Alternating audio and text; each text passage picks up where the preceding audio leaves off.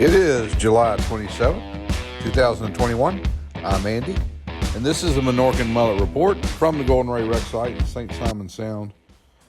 And progress on Section 6 continues.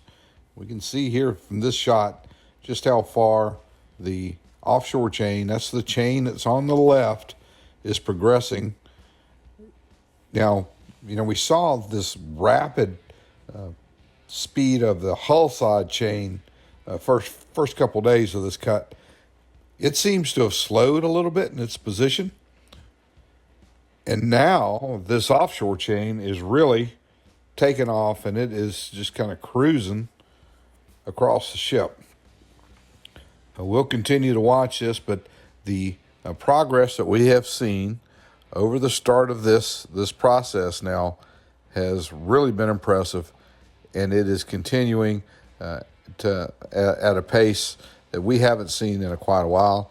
We're hoping that the cutting can continue as it has started here, and hopefully they'll get through this section soon. But if they can get through another cut without the kind of problems they've seen before, they very much deserve a break, and we're hoping they get it here on this section and can get this thing cut and get it loaded up in the record time. But yeah, we're continuing to watch it, and it is really, really moving.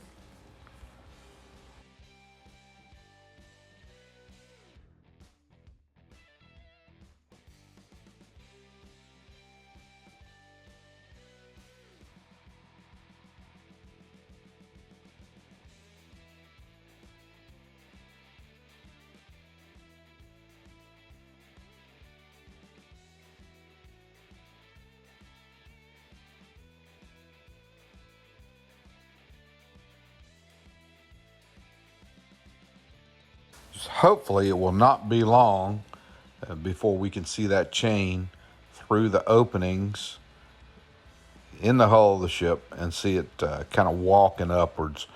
It's been a good cut, and we're hoping it continues. Now, again today, we saw the claw back out on the site, back in action, and we got a little video for you here, and then some stills to kind of show you how claw fishing was today.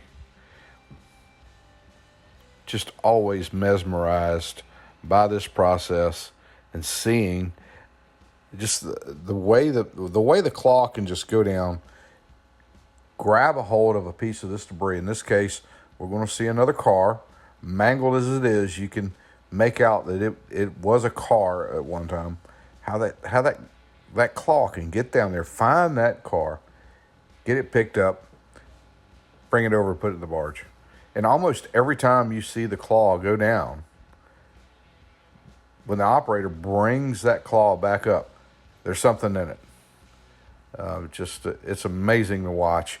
So we're going to let the video run here and kind of talk about another couple things. You guys watch this, but I keep getting a question.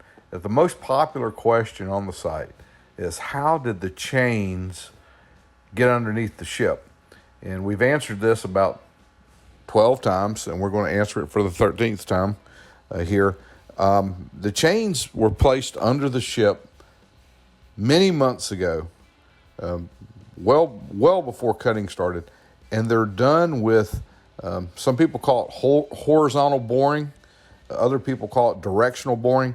It's the same type of technology you might see utilities placed underneath a street where they set a machine up on one side, and it has a pipe that it actually can steer, and it has a system on there that allows it to do that, but they can change direction, and it bores down. Usually put a casing in, and they'll pull back whatever they need to pull back for, whether it's gas line, telephone, power cable, whatever they need to, they pull it back through. Same sort of technology was used. What they did was they brought in a lift boat or a jack boat. If you don't know what that is, the internet's a great thing. You can look it up and very much see what it is, but it's a vessel that makes itself into a stable platform. That equipment was on board the vessel. They made 7 passes underneath the ship in different locations that were spaced out. And then they pulled the chain back, and voila, the chain was underneath the ship. All right. I think we've answered that several times. Listen, if there are a lot of answers to a lot of questions people have, and most of them have already been answered, and they're in the earlier videos. If you don't have yourself a quiet day, sit down and watch those Minorcan mullet reports.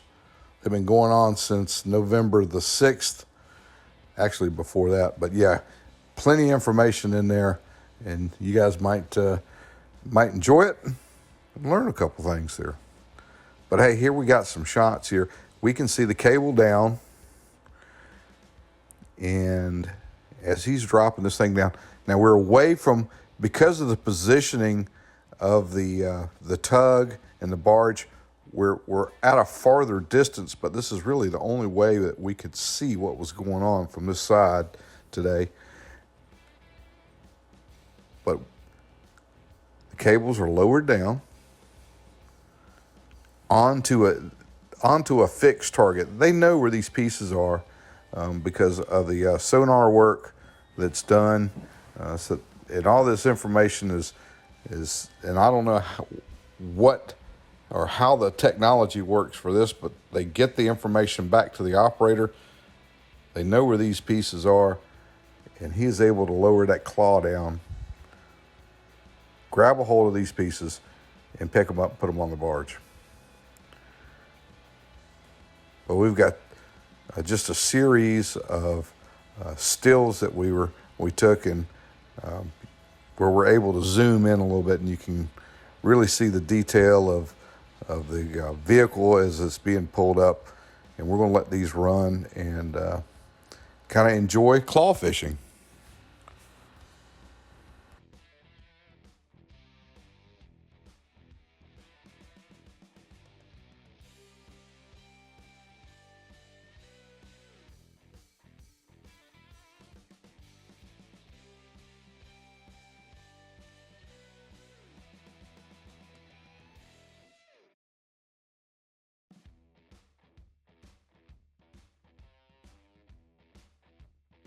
Okay, and for those of you who have been able to identify these vehicles that we've seen, I want you to tell me what this one is.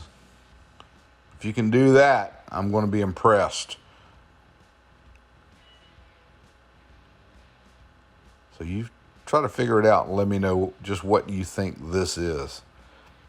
Hey, another story we've kind of been following along is the removal of the navigational towers for the St.simons channel that are located in the St.simons Sound.